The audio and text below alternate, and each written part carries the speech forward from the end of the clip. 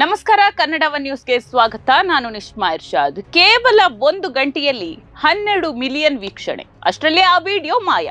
Tamil Nadu CM ಆಗಿ ನಟ ವಿಜಯ್ ಪ್ರಮಾಣ ವಚನ ಸ್ವೀಕರಿಸಿದ ಸಂಭ್ರಮದ ವಿಡಿಯೋ ಈಗ ದೊಡ್ಡದೊಂದು ರಾಜಕೀಯ ಜಗಳಕ್ಕೆ ಕಾರಣ ಆಗಿದೆ. ತಮಿಳುನಾಡಿನ ರಾಜಕೀಯ ಇತಿಹಾಸದಲ್ಲಿ ಹೊಸ ಅಧ್ಯಾಯವನ್ನ ಬರೆದ ನಟ ವಿಜಯ್ ಅವರ ತಮಿಳಿಗ ವೆಟ್ರಿ ಕಳಗಂ ಅಧಿಕಾರ ಹಿಡಿದ ಬೆನ್ನಲ್ಲೇ ಈಗ ಸಾಮಾಜಿಕ ಜಾಲತಾಣದಲ್ಲಿ ಒಂದು ದೊಡ್ಡ ಕ್ರೆಡಿಟ್ ವಾರ್ ಶುರುವಾಗಿದೆ. ಅದೇ ರೀತಿ ಡಿಜಿಟಲ್ ವಾರ್ ಅಂತಾನು ಹೇಳ್ಬಹುದು. ಇದನ್ನ ನೂತನ ಮುಖ್ಯಮಂತ್ರಿ ವಿಜಯ್ ಅವರ ಪ್ರಮಾಣ ವಚನ ಸಮಾರಂಭದಲ್ಲಿ ಪಾಲ್ಗೊಂಡಿದ್ದಂತಹ ಲೋಕಸಭೆ ವಿರೋಧ ಪಕ್ಷದ ನಾಯಕ ರಾಹುಲ್ ಗಾಂಧಿ ನಟ ವಿಜಯ್ ಜೊತೆಗಿನ ವಿಶೇಷ ರೀಲ್ಸ್ ಮತ್ತು ಫೋಟೋಗಳನ್ನ ಇನ್ಸ್ಟಾಗ್ರಾಂನಲ್ಲಿ ಹಂಚಿಕೊಂಡಿದ್ರು. ಆದ್ರೆ ಅದು ಅಪ್ಲೋಡ್ ಆದ ಕೆಲವೇ ಹೊತ್ತಿನಲ್ಲಿ ಈ ವಿಡಿಯೋಗಳು ಬ್ಲಾಕ್ ಆಗಿದ್ದು ಈಗ ತೀವ್ರ ಚರ್ಚೆಗೆ ಗ್ರಾಸವಾಗಿದೆ. ಕಾಂಗ್ರೆಸ್ ನಾಯಕರ ಪ್ರಕಾರ ರಾಹುಲ್ ಗಾಂಧಿ ಮತ್ತು ವಿಜಯ್ ಅವರ ಈ ಕೆಮಿಸ್ಟ್ರಿ ಸಾಮಾಜಿಕ ಜಾಲತಾಣದಲ್ಲಿ ಸುನಾಮಿಯನ್ನ ಎಬ್ಬಿಸಿತ್ತು. ಅದಂತೂ ನಿಜ. ಯಾಕಂತ ಹೇಳಿದ್ರೆ ಸೋಷಿಯಲ್ ಮೀಡಿಯಾ ಎಲ್ಲೇ ನೋಡಿದ್ರು ರಾಹುಲ್ ಗಾಂಧಿ ಮತ್ತು ವಿಜಯ್ ಅವರ ಪೋಸ್ಟ್ ಅನ್ನ ಹಾಕಿ ಹೊಸ ಯುಗದ ಆರಂಭ, ನ್ಯೂ ಬಿಗಿನಿಂಗ್ ಅಂತ ಹೇಳೆಲ್ಲ ಪೋಸ್ಟ್ ಮಾಡಿದ್ರು. ಅಂದ್ರೆ ಇವರೇನೋ ಒಂದು ಬದಲಾವಣೆಯನ್ನ ತರ್ತಾರೆ ಅನ್ನುವಂತಹ ನಿಟ್ಟಿನಲ್ಲಿ ಜೆನ್ಸಿಗಳೇನಿದ್ದಾರೆ ಈ ರೀತಿಯಾದಂತಹ ಪೋಸ್ಟ್ ಅನ್ನ ಹಾಕ್ತಾ ಇದ್ರು. ಜೊತೆಗೆ ಅದನ್ನೇ ಬಯಸ್ತಾ ಇರುವಂತೂ ಕೂಡ ಕಾಣ್ತಾ ಇತ್ತು. ಈ ವಿಡಿಯೋ ಈಗ ಪೋಸ್ಟ್ ಆದ ಕೆಲವೇ ಗಂಟೆಗಳಲ್ಲಿ ಬರೋಬ್ಬರಿ 12 ಮಿಲಿಯನ್ ವೀಕ್ಷಣೆಯನ್ನ ಪಡೆಯಿತು. ಅಂದ್ರೆ ಯಾರು ರಾಹುಲ್ ಗಾಂಧಿ ಪೋಸ್ಟ್ ಮಾಡಿರುವ ವಿಡಿಯೋ 12 ಮಿಲಿಯನ್ ವೀಕ್ಷಣೆಯನ್ನ ಪಡೆಯಿತು. ಮತ್ತೊಂದು ಕಡೆಯಲ್ಲಿ ಫೋಟೋ ಏನಿದೆ ಅದು 46 ಮಿಲಿಯನ್ ಜನರನ್ನ ತಲುಪಿತು.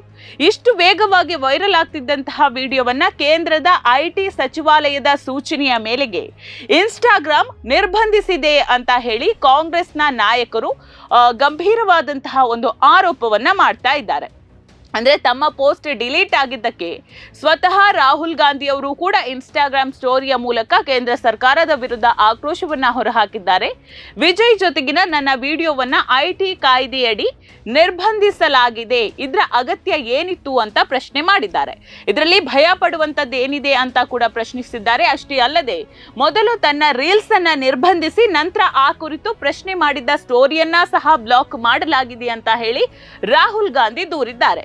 ಪ್ರಧಾನಿ ಮೋದಿ ಯಾರಿಗೆ ಹಾಗಾದ್ರೆ ಹೆದರ್ತಾ ಇದ್ದಾರೆ ಅನ್ನುವಂತಹ ನೇರ ಪ್ರಶ್ನೆಯನ್ನ ರಾಹುಲ್ ಗಾಂಧಿ ಮಾಡಿದ್ದಾರೆ.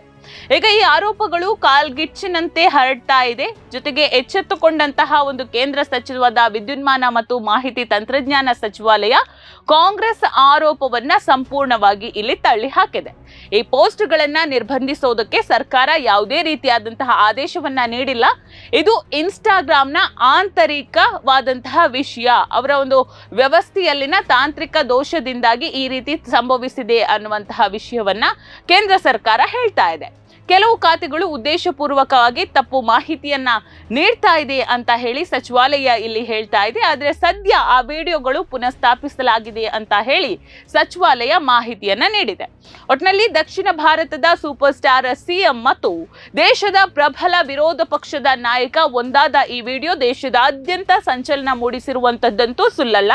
ಆದ್ರೆ ಪದೇ ಪದೇ ವಿರೋಧ ಪಕ್ಷದ ನಾಯಕರ ಎಕ್ಸ್, ಯೂಟ್ಯೂಬ್ ಮತ್ತು ಇನ್ಸ್ಟಾಗ್ರಾಂ ಫಾಲೋವರ್ಸ್ ಸಂಖ್ಯೆ ಹಾಗೂ ವ್ಯೂಸ್ ಗಳನ್ನ ತಾಂತ್ರಿಕ ಕಾರಣ ನೀಡಿ ತರೆಯಲಾಗ್ತಿದೆ ಅನ್ನುವಂತಹ ಕಾಂಗ್ರೆಸ್ನ ಆರೋಪವು ಡಿಜಿಟಲ್ ಸೆನ್ಸಾರ್ಶಿಪ್ ಕುರಿತ ಹೊಸ ಚರ್ಚೆಗೆ ನಾಂದಿ ಹಾಡಿದೆ.